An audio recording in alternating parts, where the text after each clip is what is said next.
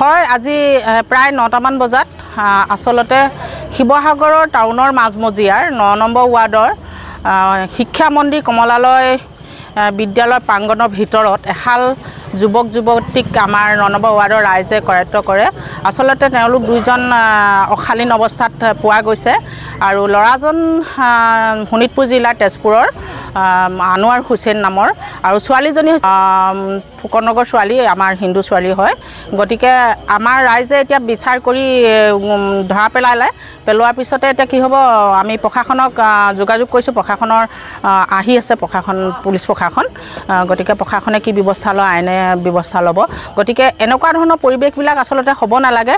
কাৰণ কেলে টাউনৰ মাজমজিয়া আৰু এখন মন্দিৰ হয়, স্কুল হয়, স্কুলৰ ভিতৰত এনেকুৱা অপকৰ্ম কৰাত আমি ধিক্কাৰ দিছোঁ। এনেকুৱা ঘটনা যাতে পুনৰাবৃত্তি নহয়, তাৰ বাবে আমাৰ শিৱসাগৰ নগৰৰ মানুহে আচলতে সক্ৰিয় হৈ থকাটো বিচাৰোঁ।